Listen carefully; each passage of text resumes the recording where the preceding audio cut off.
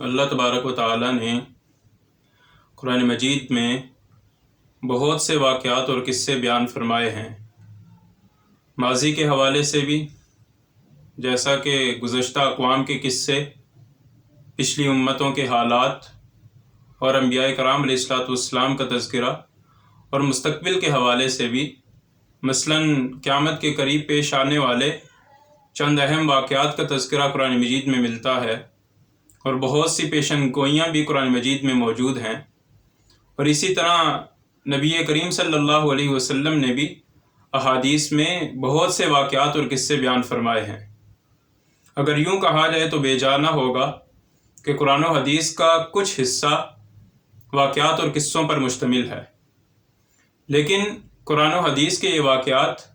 محض قصے کہانیاں نہیں، بلکہ ان میں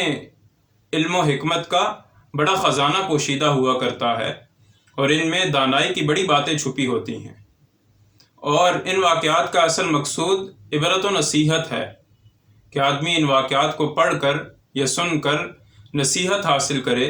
ان سے سبق سیکھے۔ اللہ تبارک و تعالیٰ نے ارشاد فرمایا ہے، فَقْصُصِ الْقَصَصَ لَعَلَّهُمْ يَتَفَكَّرُونَ،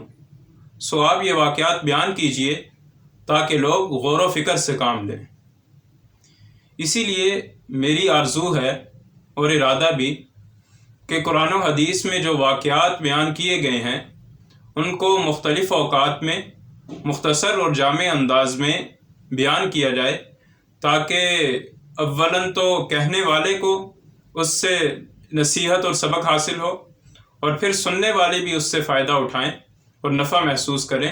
اللہ تبارک و تعالیٰ کی بارگاہ میں التجا ہے کہ وہ اپنی رضا کی خاطر اور صحیح طریقے پر اس کام کو سر انجام دینے کی توفیق عطا فرمائے۔